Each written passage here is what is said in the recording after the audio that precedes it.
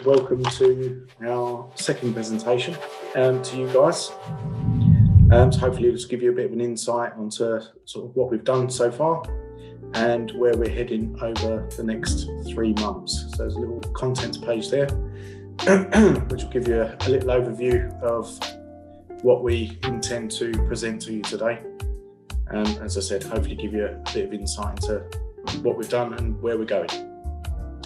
So existing Friary Park estate, so just a little reminder for you all of the previous layout of Friary Park and some key locations and amenities that are to remain in place and accessible via Friary Road. We've got Acton Mainline Station, which is now fully open and accessible from the new main station entrance. We have Friary Road bus stop, which will remain open and accessible for the duration of Phase 1A works. We have resident access to Joseph Avenue, again, which will remain open for residents on foot and for vehicles. And we have the resident access on the drive, which is now closed and purely for construction use only. The community centre, which will remain until the start of Phase 2. And we can utilise this for meetings in the future once COVID allows, obviously. And lastly, the Muga, which is now closed to residents. We are looking at options to replace some play space on Friary Park, and more info on this will be sent out soon. So moving on to Noisy Works reminder, and just a little overview of Demolition. Demolition is well underway, making very good progress. And you'll remember from our last presentation, Demolition starts with a process called soft strip, whereby all fixtures, fittings, loose or easily removed items will be taken out of the blocks and recycled wherever possible. We now only have a few apartments left to clear, and we have scaffold that's been erected around one of the blocks that is to be demolished and that is close to the site perimeters. Demolition contractors continue to flood the buildings from roof down to ground to ensure that each block is suitably saturated, and this will assist with the control of dust arising from the buildings as we carefully take them down and sort the different materials into piles on the ground ready to remove from site. We do have digital monitoring stations that are around the perimeter of site. These are called Casella units, and they will monitor noise, dust and vibration activities around the site perimeters. To date, you'll all be pleased to know that readings have all been very low, showing the measures in place are working to ensure your comfort during this process.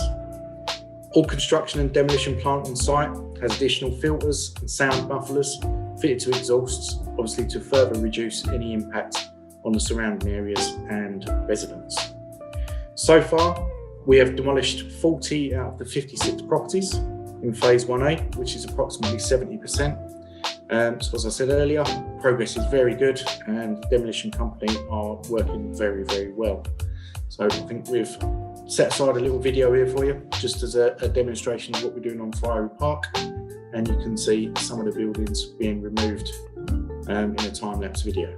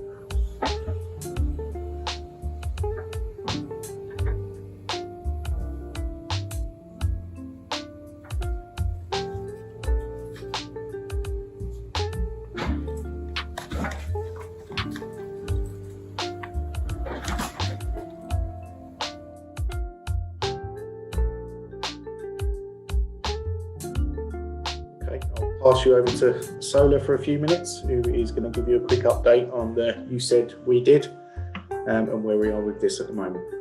Great, thank you, Mike. So in this section, really, it's about the resident feedback and concerns that they've raised, and jointly what we've done between Catalyst and Mount Anvil to address those concerns.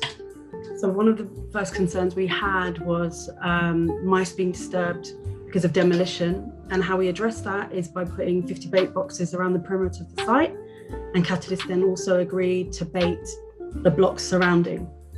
Some of the residents were concerned about the overflowing bins at 69 to 82 The Drive. This was highlighted with the caretaker and has since been monitored and emptied regularly.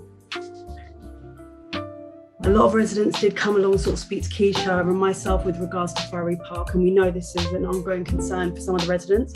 What we've done so far alongside Ealing is putting some temporary lights, and I know that those temporary lights did have a few issues, but that's been addressed now. Mike arranged for those lights to be replaced, and we haven't had any feedback from any residents so far with any ongoing problems, so that seems to have been resolved.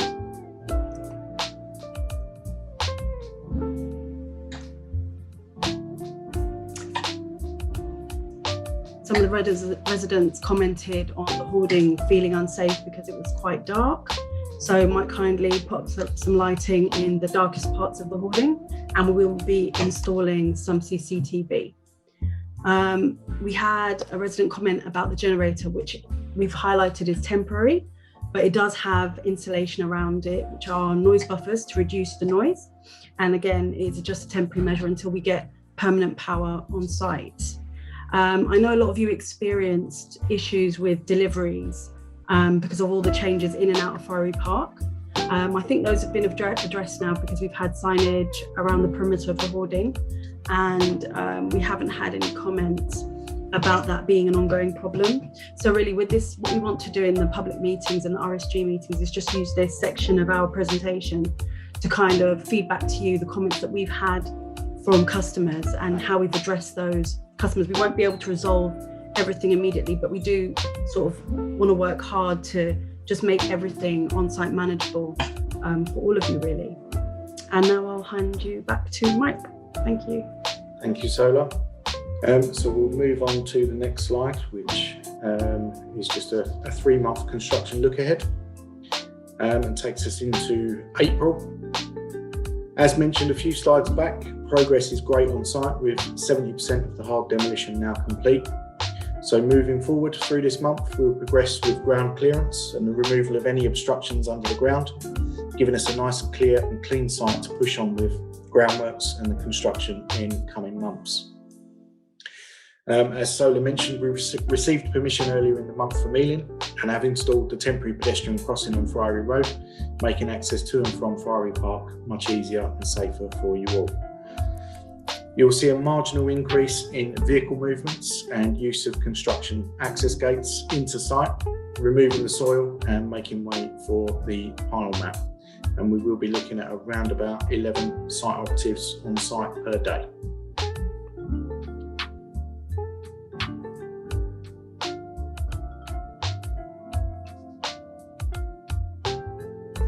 So moving on to May and June.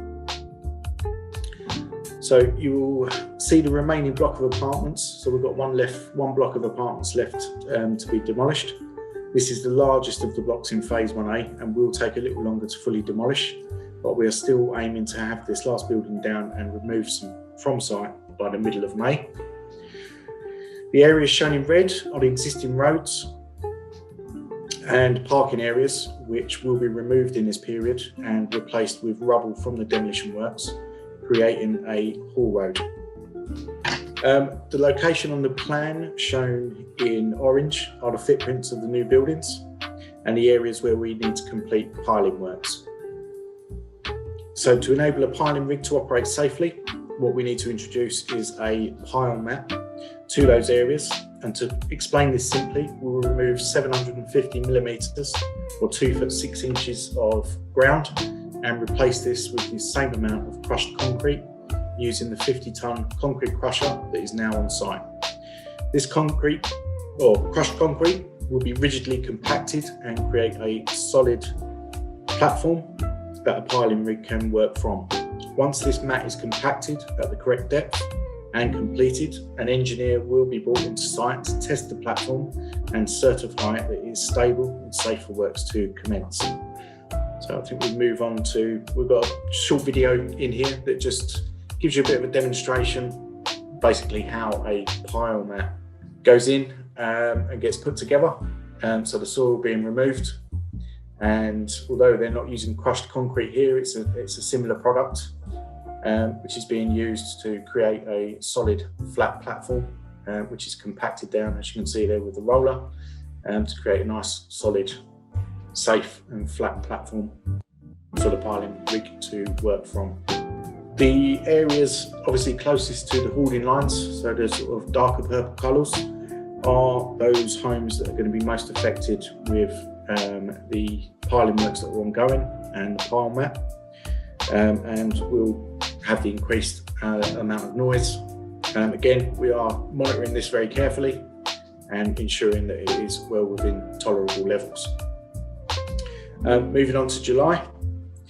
The first process in this phase of works will be the installation of foundations of the new buildings that are to be constructed. This is an activity known as piling. This is a large piece of construction plant, as you can see here. Again, just put together a short video here just to explain or to demonstrate to you what a piling rig is and what it basically carries out. It's basically used to drill large holes in the ground at varying depths, and the rig that we do have coming to site weighs a staggering 95 tonnes. This equipment is deemed too large to travel on the public highway during the day and does require a special transport licence from both the local authority and the Metropolitan Police, with transportation only allowed during the hours of 7 p.m. and must be off the public highway before 7 a.m. in the morning. This is currently booked for arrival on site on Monday the 5th of July, and it will be delivered prior to 7 a.m.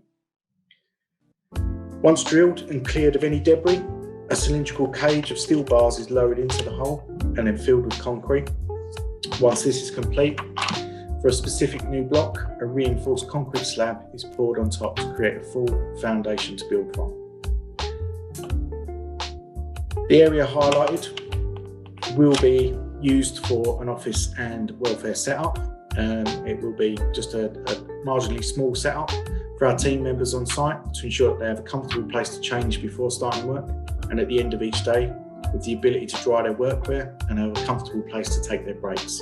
This will assist in minimising the increase of foot traffic in the local area, and as per the demolition, the homes closest to the hoarding will have a higher impact with noise. We'll pass over to Sola now, who can give you a quick update on our considerate construction scheme.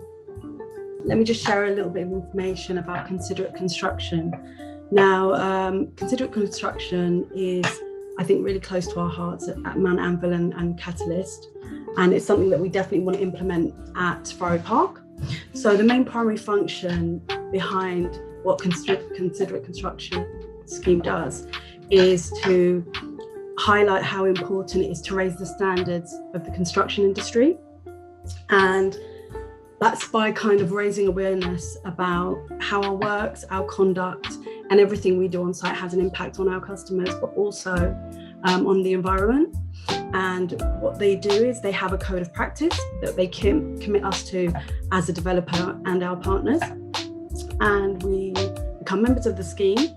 We have regular visits with a representative from the scheme, and they will monitor what we do. How they do this is by raising awareness about our appearance, so caring about our appearance, caring about safety while we're on site, respecting the community, so our customers and everyone at Friary Park and the local community, as well as one another, ensuring that we value our workforce and protect the environment in the way that we conduct our works.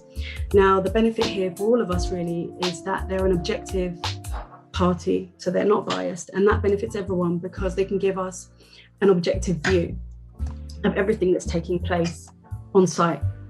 So it's really a great scheme to be a part of. In addition to that, they do run lots of competitions and events, so we will be implementing them in different stages, hopefully COVID allowing, with the younger people of Friary Park and a few other events that they host.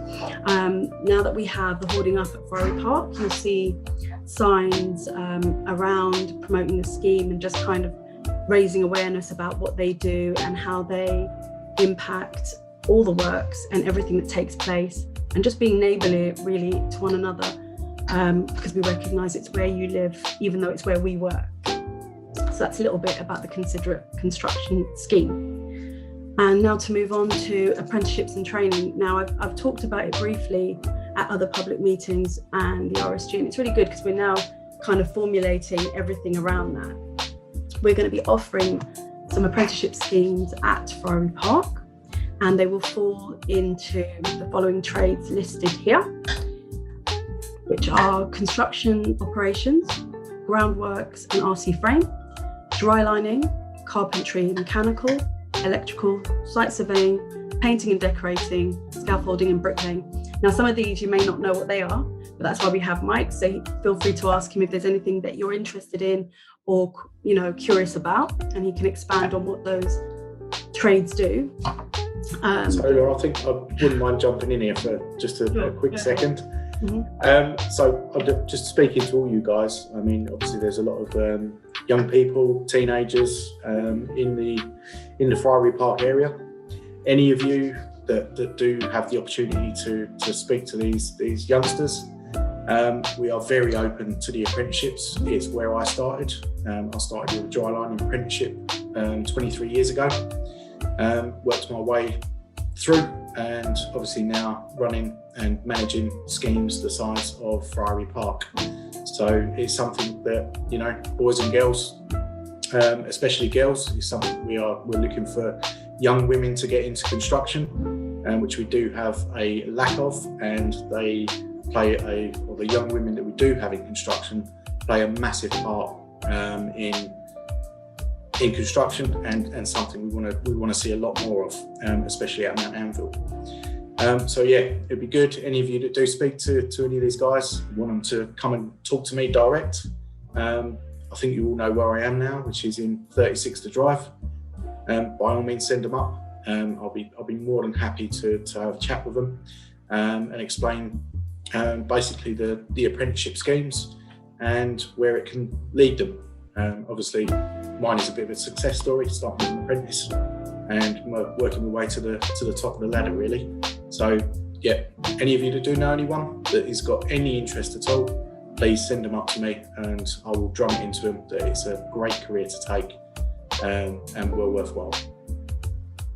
So the schemes will be 12 months, and what I'm doing at the moment is working alongside Nuria and the employability team at Catalyst, and we're putting together the processes in terms of how we will manage interest and your application for these schemes. And they're looking at putting together a pre-apprenticeship program just to get anyone that's interested at the correct sort of level to take on an apprenticeship. So we'll be sharing that sort of information with you once we've got it finalised and approved. But it's really exciting actually, because we're now at the stage where we kind of understand the areas where we want to develop these apprenticeships and approximately how many people we want to take on. And obviously we'd really love a high number to be from Friary Park. That'd be fantastic. The more we can get on board from Friary, that would be amazing. Yeah, so that's what we've got for apprenticeships and training. Thank you, guys.